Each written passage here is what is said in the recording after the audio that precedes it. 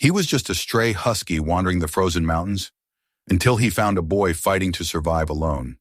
What happened next turned their pain into a legend that would live forever. Before we start, tell me, where are you watching from? I want to see how far Balto's story travels. The wind cut through the Appalachian ridges like a living thing, cold, restless, and ancient. Snow drifted across the broken logging road, filling the air with pale whispers. Through that swirling white silence, a lone figure moved. A dog, large and lean, his once proud coat dulled by mud and frost. One ear was torn, a relic of too many fights for scraps in space. His name, though no one had spoken it aloud in years, was Balto. He had known other winters, harsher perhaps, but never one this lonely. Once he had run with a team, the proud lead dog of a rescue unit far north, where the air burned clean and men shouted orders with urgency but trust. His human Tom had been his compass, his reason, his voice in the endless white. But the avalanche had taken everything. The sound had come like thunder from below, not above, then weight, pressure, darkness. Balto remembered clawing toward a thin slit of light, snow clogging his nostrils, the air stealing his strength. When he broke free, the world was silent. The others gone. Tom gone.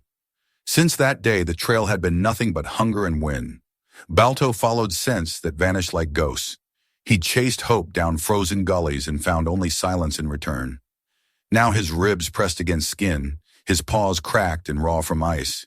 Yet still he walked, guided not by destination, but by something deeper. A pull that said forward was better than stillness. That afternoon, through the thickening storm, Balto caught it. A sound, faint and unnatural. A cough. The kind of human sound he hadn't heard in years. His head lifted, nostrils flaring. Beneath the metallic scent of snow and bark came something warmer smoke, faint but real. And there through the trees he saw it. The faint outline of a cabin, slouched and weary, half swallowed by the forest. The dog paused at the tree line, instincts warring within him. Caution had kept him alive this long, but curiosity, hope, had made him who he was. He crept closer, tail low, ears twitching. The cabin's door hung open, creaking with the rhythm of the wind. Inside he saw movement. A boy, no more than 12. The child sat beside a weak fire built from damp sticks, coughing into his sleeve. His clothes were too thin, his face drawn tight by hunger. Around him lay chaos. Broken furniture, torn blankets, a handful of empty cans. Yet his eyes, when they lifted toward the doorway, carried the same wild mix of fear and defiance Balto had once known in his own reflection. The boy froze when he saw the dog. For a heartbeat, neither moved. Smoke curled between them. The boy's hand hovered near the embers of his fire as if to ward off the creature at his door. "Go on," he whispered hoarsely, voice trembling from cold and fear. "Get." But Balto didn't move. His tail hung still. He lowered his head slightly, a gesture learned long ago, the posture of peace. The boy blinked, uncertain. The dog took a single step forward, then another, slow and deliberate. The smell of wet fur and wilderness filled the small space. When the dog reached the firelight, he stopped. His blue-gray eyes met the boy's, steady and calm. The child swallowed. "You look half dead," he murmured, almost to himself. Then he tossed a crust of bread across the floor. It landed between them with a dull sound. Balto stared at it for a long moment before stepping forward and taking it gently. He didn't gulp, didn't snarl. He ate with quiet restraint. The boy watched, fascination beginning to replace fear. "Guess you're not wild after all," he said. "You got manners." The snow thickened outside. The door rattled in its frame. After a moment's hesitation, the boy stood, crossed the room and pushed it closed.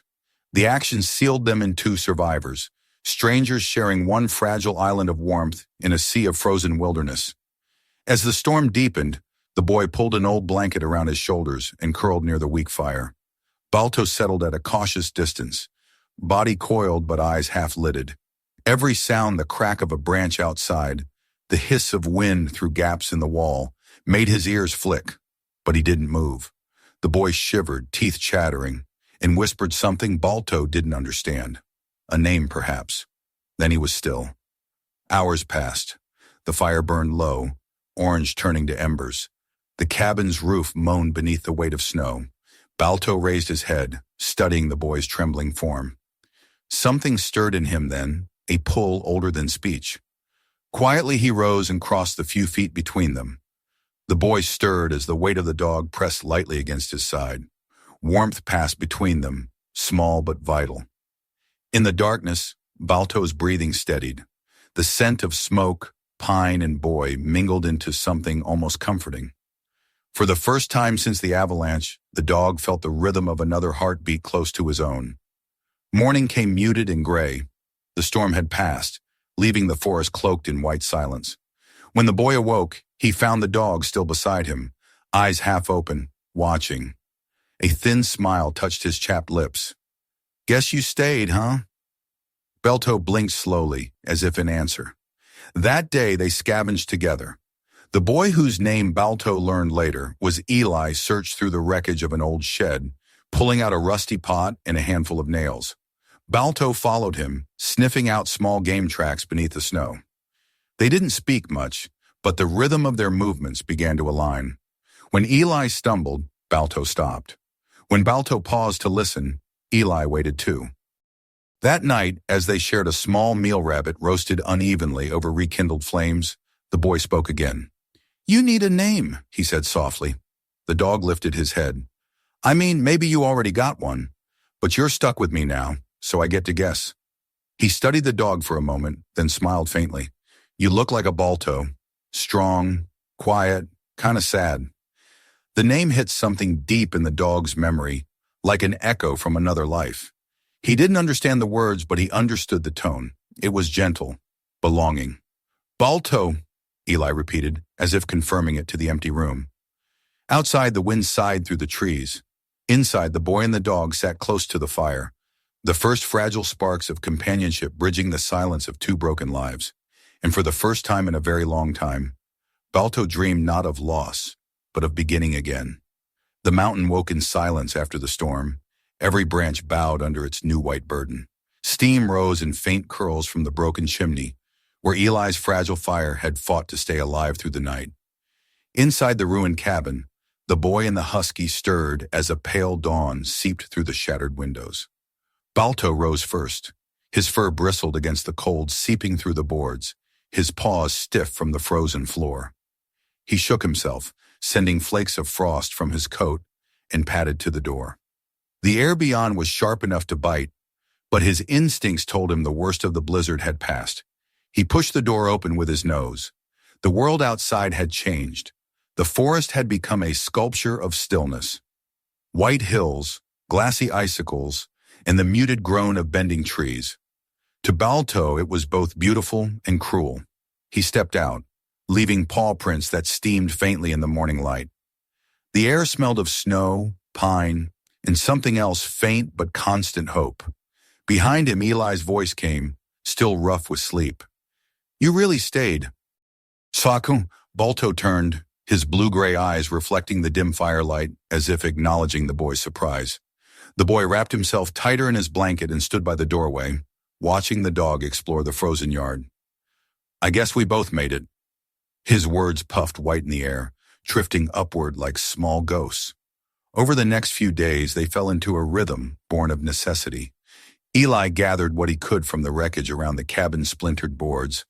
Half-burned wood, rusted nails, and Balto dragged branches and sticks from the forest, hauling them like a seasoned sled dog. The boy's hands grew raw from cold, the skin splitting and bleeding as he worked. But the husky's quiet presence kept him going. When the hammer slipped or the wind cut through his patched jacket, Eli would glance down to see Balto watching him steadily, tail swaying once in encouragement. Nights were hardest. The fire never quite warmed the cabin enough, and hunger gnawed at them both. Eli rationed the little food he had, sharing whatever he could, sometimes half a stale biscuit, sometimes nothing but melted snow. Balto hunted when he could, vanishing into the trees at dawn and returning with small prey. A rabbit, once a squirrel. Each offering was placed silently near the fire. The boy, who once flinched at the sight of blood, learned quickly. Days blurred together, measured not by calendars but by struggle and small victories. The wind tore at the roof again and again, each time revealing new weaknesses. Eli patched holes with scraps of tarp and bark. Balto learned to sleep near the weak spots, his body a living barrier against the cold. When the door froze shut, the dog forced it open. When the boy fell ill from exhaustion, Balto lay pressed against him, lending warmth that no blanket could replace. The first real test came with the storm. It began quietly, a whisper through the pines. Then came the wind-furious, shrieking, slamming against the cabin as if determined to tear it apart. Eli shouted over the noise, clutching the doorframe, while snow drove through every crack. "Hold on, Balto!" he yelled, though he wasn't sure what he meant. The roof groaned. Boards popped like snapping bones. Balto's instincts screamed. He lunged toward Eli, knocking the boy aside just as a section of ceiling collapsed where he had stood moments before. Splinters exploded across the floor. The fire hissed and died beneath the falling debris. "Balto!" Eli's voice was hoarse with panic. He crawled toward the dog, but Balto was already moving, shoving at the fallen wood, barking sharply. The noise cut through the roar of the storm like a command. The boy understood. They couldn't stay inside. Together they pushed into the blizzard. The cold hit them like a wall. Eli stumbled, clutching Balto's fur for balance as they fought their way toward the tree line. The snow came sideways, blinding and bitter, stinging their eyes. Balto led the way, his body low, his instincts guiding him toward shelter.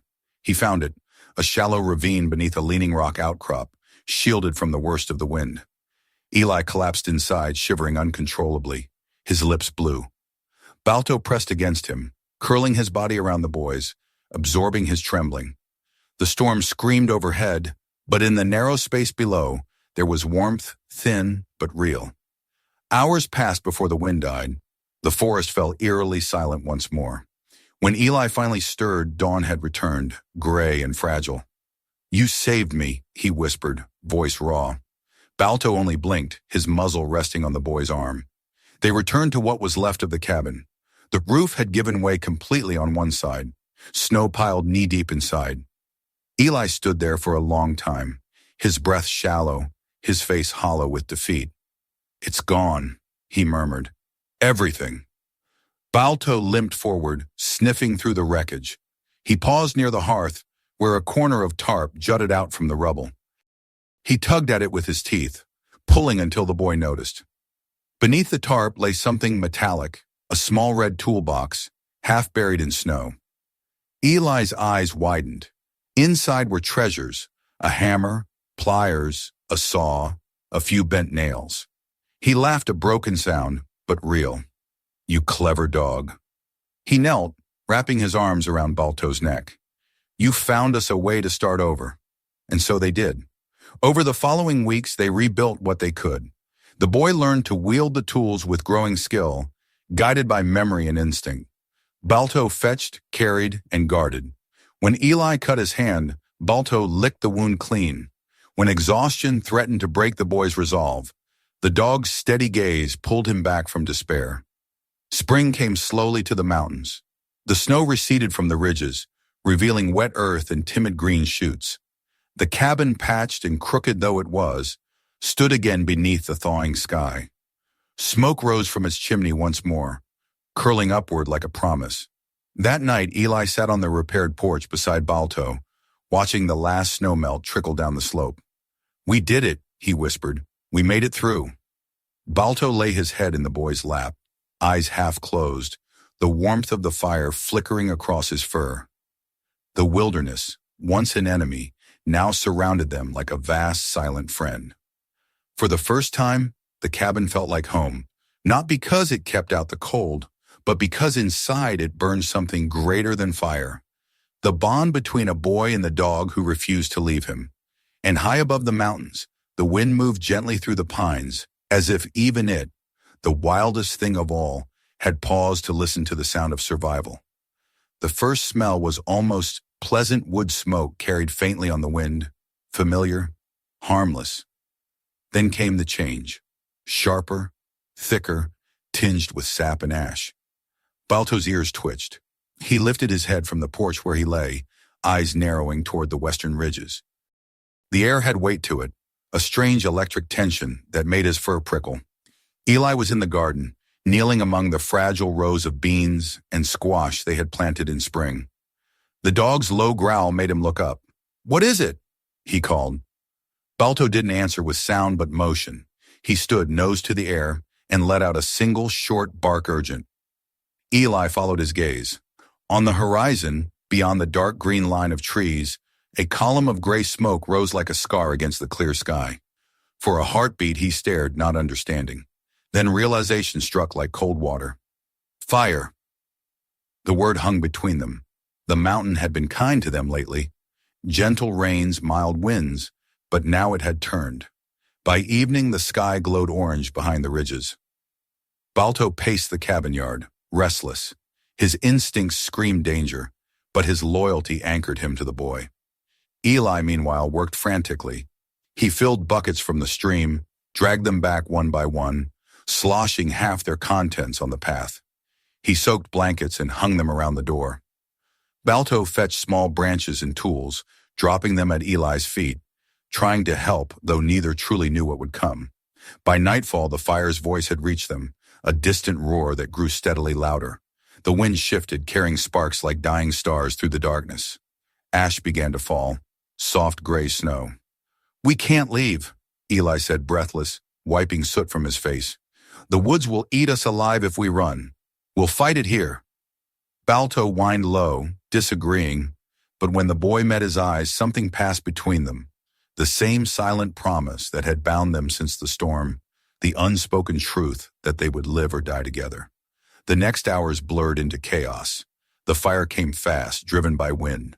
Trees ignited like matchsticks, lighting the mountainside with infernal brilliance. The heat hit before the flames did, a wall of breathless air that stung eyes and seared lungs. Eli swung his shovel wildly, clearing brush around the cabin, beating at small fires that sparked in the grass. "Get back!" he shouted when Balto darted too close to the embers, but the dog wouldn't retreat. Again and again, Balto dashed into danger, dragging burning branches away from the porch, pawing dirt over glowing patches.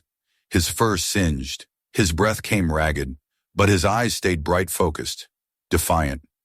The wind shifted again, a violent gust that sent sparks raining down like molten rain. One landed on the roof. Within seconds, the old shingles caught. Eli saw it too late. He dropped his shovel and scrambled up the side, shouting, choking on smoke. Balto barked below, frantic, circling as if his voice alone could hold the boy steady. Eli kicked at the fire with his boots, but it spread faster than he could stamp it out. Heat blistered his hands. He slipped once, nearly falling, but a deep bark from below snapped his focus back. He ripped the soaked blanket from his shoulder and slammed it over the burning patch. Steam exploded in his face. He coughed, gagged, and kept beating until at last the flames hissed out. When he climbed down, shaking, Balto pressed against him, whining softly. "I'm okay," Eli rasped, though his voice was raw and uncertain. "We're okay." But they weren't. The fire kept coming. Through the trees it advanced, unstoppable, a living thing that breathed destruction. Sparks lit the garden. The air pulsed with heat. Every instinct told Balto to run, but he looked at the boy and saw determination stronger than fear. They worked through the night. When Eli's arms grew too weak to lift the bucket, Balto took the handle in his teeth and dragged it across the dirt. When the smoke thickened and visibility dropped to nothing, the boy tied his scarf around the dog's neck so they wouldn't lose each other in the haze. Time lost meaning. The world shrank to fire, smoke, movement, breath. At some point, Eli collapsed near the stream, coughing violently. "I can't," he gasped. His legs folded under him. Balto pressed his nose into the boy's shoulder, pushing, urging him to stand. When Eli didn't move, the dog barked once, loud and sharp, then seized his sleeve in his teeth. With desperate strength, he pulled. Inch by inch, he dragged the boy toward the water's edge. The current was shallow but cold, life-giving. Balto dipped his burned paws in and howled low from the sting. Then he turned and licked Eli's face until the boy stirred. The firestorm roared past them. Whole trees cracked apart in showers of sparks. The sky turned red, then black, then red again. Hours passed before the sound began to fade. When morning finally broke, the forest was unrecognizable, a wasteland of ash and smoking stumps. Eli sat in the stream, clothes soaked, skin streaked with soot. His eyes looked empty, hollow. Beside him, Balto stood trembling, his fur scorched, tail drooping, but alive. Together they stared at what had been their world. The cabin still stood, barely a blackened shell surrounded by a circle of scorched earth. Eli pressed his forehead to Balto's. "You saved us," he whispered, voice breaking. "You saved everything we had left." The dog leaned into him, too tired even to wag his tail. Around them the air was still hot, heavy with the scent of burned pine and wet ash. Yet through the devastation, life persisted, a single bird calling from a surviving branch, a trickle of clear water running between blackened stones. They spent the next days in silence, rebuilding again. What they could not repair, they replaced.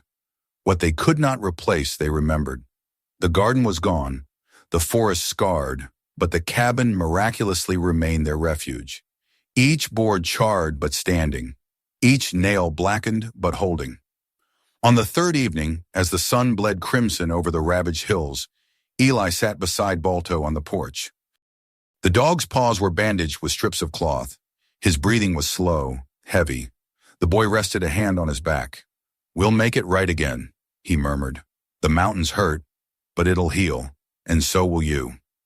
Balto lifted his head weakly and licked the boy's hand. The gesture was small, but it carried the weight of everything they had endured. The storms, the hunger, the fire, and the unbreakable thread that bound them through it all. As darkness fell, the first stars appeared, faint against the smoky sky. Eli looked toward them and smiled, weary but resolute. "We're still here," he whispered. Beside him, Balto closed his eyes and sighed, a deep, contented breath that seemed to carry the promise of peace. And somewhere beyond the blackened hills, the wind shifted again, not cruel this time, but gentle, carrying with it the faint scent of rain and new beginnings. Morning sunlight spilled softly through the trees, falling in golden ribbons across the rebuilt porch. Where once there had been blackened ruin, now stood a cabin transformed, strong, proud, and alive with quiet purpose.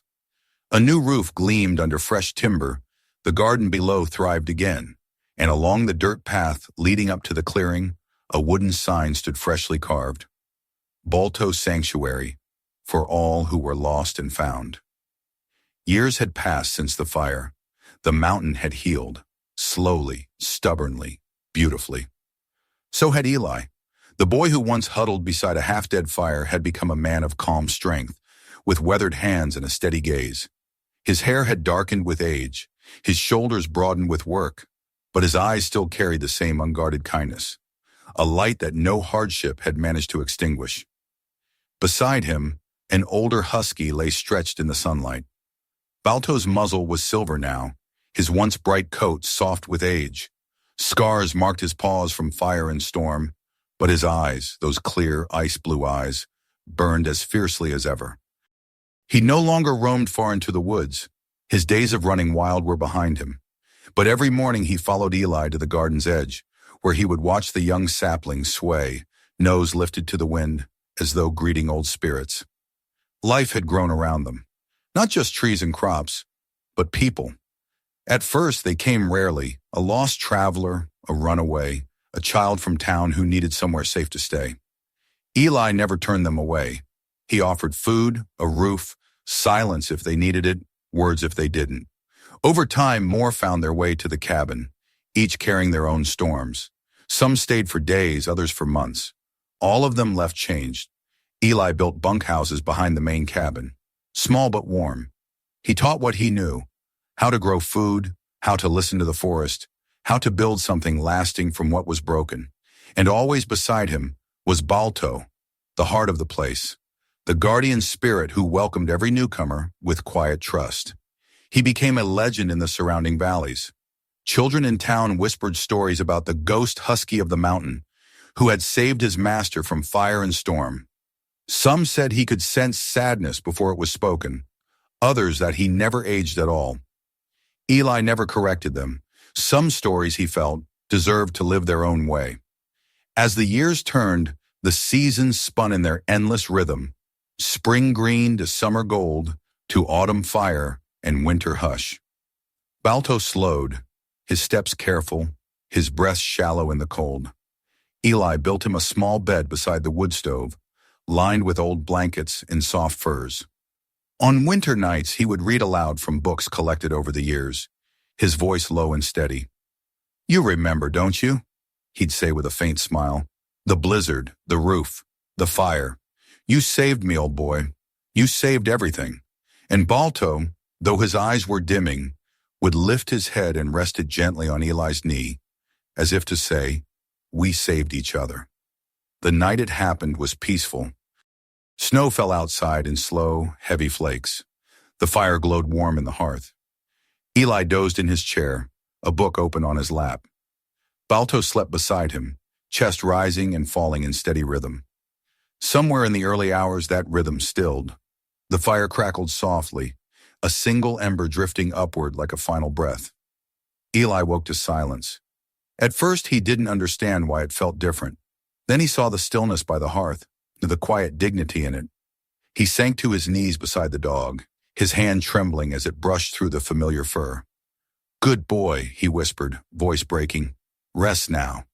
He buried Balto at sunrise beneath the oldest pine, the same one that had survived the fire when all others burned.